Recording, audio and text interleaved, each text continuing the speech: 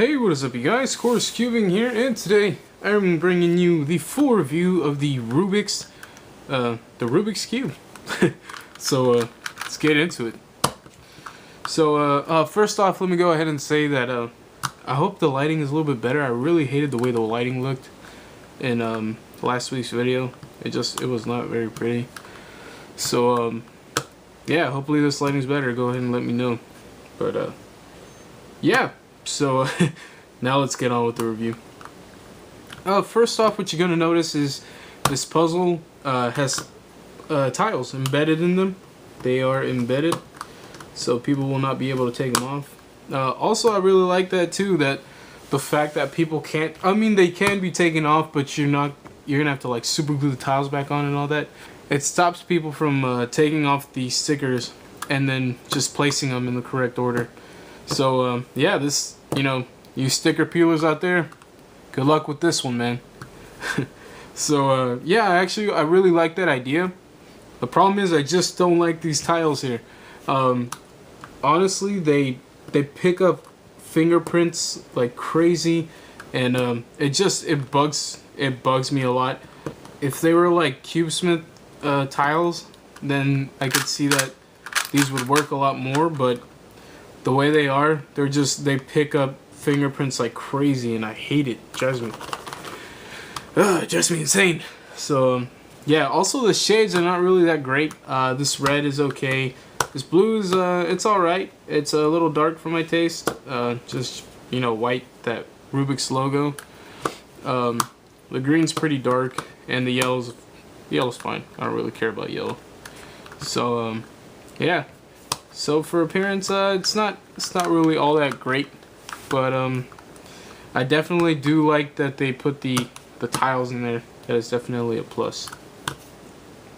Also, with the older Rubik's puzzles, I don't have a Rubik's puzzle with original stickers on them, but with those original stickers, they used to have like that plastic film over it, and then as soon as that came off, your stickers are just gonna fade and look gross. So the tiles are actually an added benefit to that.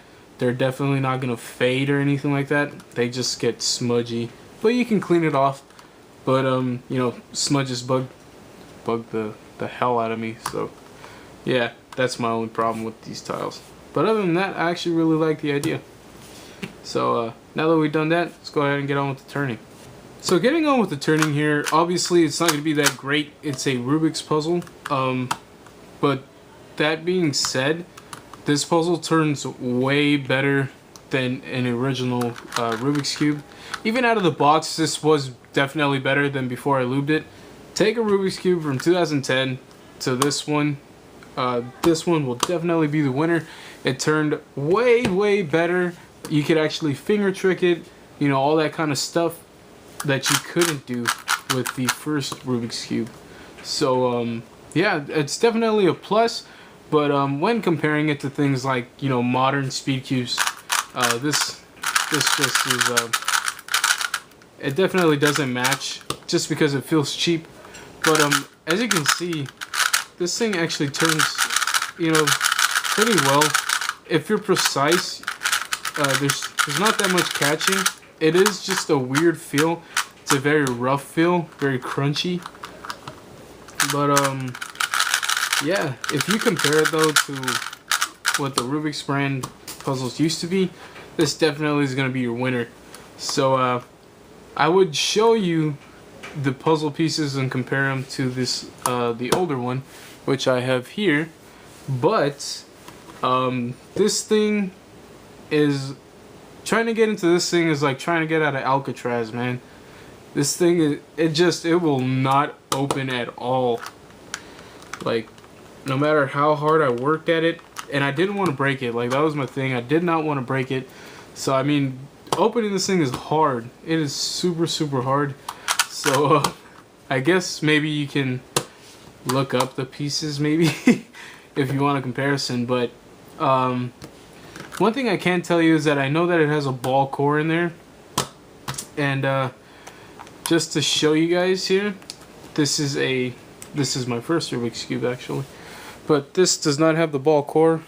This has the, you know, the typical, the standard core. It's kind of hard in this lighting. Man, I cannot get this lighting right. But yeah. So let me see if I can find some pictures and go ahead and put them up. If I do, let me see. Okay, this will be a corner piece here. This is an original before this one. So here's a corner piece, you know, your standard piece, or at least what the standard would be. And here's an edge. Once again, what the standard would be. So yeah, on here I have Cubesmith tiles on here, so that's not the color scheme you're gonna get. But that's not what we're reviewing here. So yeah. So now that we've seen the pieces and talked about the turning a little bit, we're gonna go ahead and talk about the cutting on here. Once again, guys, this is a Rubik's brand puzzle, so I'm not expecting much. I mean, when I bought the puzzle, I was not expecting much, as I'm sure many of you would be if you bought this puzzle. But it actually can cut, you know, a decent amount. We're gonna go ahead and do line to line here, and you know, it's too much, a little bit less, and it'll go. So I mean, that is definitely an improvement from what the old Rubik's puzzle used to do. So we're doing about half the QB. It'll cut. Okay, and this is my personal first Rubik's Cube, so that's why it turns so well. This thing has gone through Vaseline, CRC, Rubiks, Maru, everything has been in this puzzle, so that's why it turns so well. But as you can see, the cutting on this one is actually not that bad. Go ahead and do reverse cutting here, and obviously reverse cutting is not going to be too good. You can cut just a little bit, but it's obviously going to be because these are not, the edges are not rounded, so there's going to be no cutting. Once again, we'll compare it here to the original Rubik's Cube, and even just the slightest bit over, you're gonna lock up. So it is an improvement. You know, see? Oh my god. Wrong side. Let me try this side. Okay, there you go. So yeah, you can get a little bit of reverse cutting out of this, and yeah. So let's get on to the problems a little bit here. First off, we're gonna go ahead, you know, mention the one problem I did mention earlier, which was the smudges on the tiles. They drive me crazy. Basically, that's one of the bigger problems for me. Also, they did make a speed cube version of this where you could adjust the core. I don't know why they just don't do that on all the puzzles. Like, really? Why are you trying to market two different puzzles like that when they're the same puzzle? The only difference is you can adjust the core. Although I will correct myself if there are like differences, although I feel that they would be slight. Yeah, this I hate that you can't adjust it. Although I think me, myself, and Pi did take off one of the tiles or something like that, but inside was just like a stud, I think, or a plastic screw or something. Like, I don't know why they wouldn't make it adjustable. Like, really, with puzzles out there nowadays, adjusting puzzles has just been a norm. Being adjustable is just a norm. Even V cubes let you adjust now, you know what I mean? So definitely disappointed there. Cutting on this, if we're comparing it to a normal speed cube, is definitely not that great. What was the other problem that I wanted to bring up here? So sorry about all that outside noise. Oh, another problem is that the tensions on each side, they are not the same, so that really bugs me. Like, look how much tighter this compared to this is. Look at that.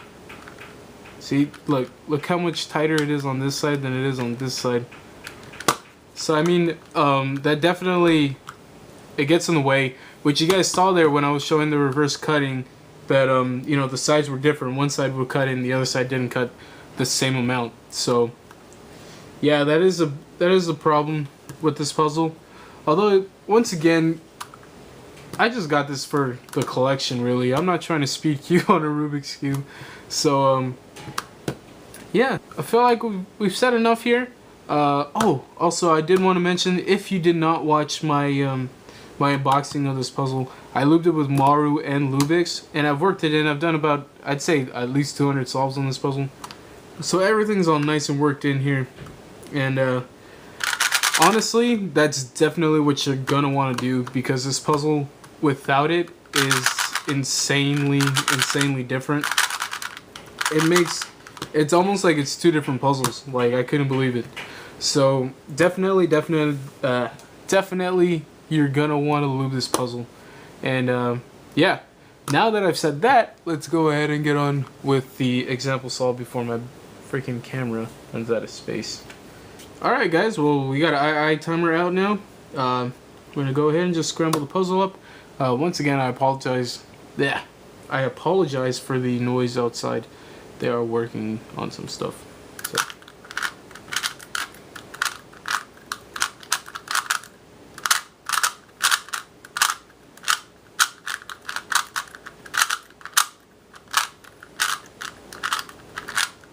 Okay.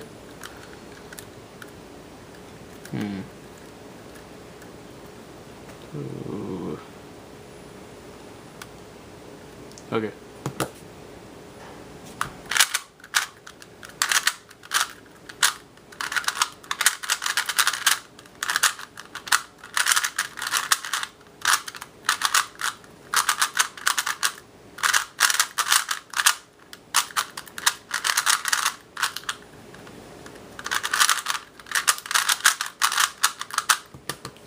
Alright, so, I mean, with that solve, you can see what the cube's like.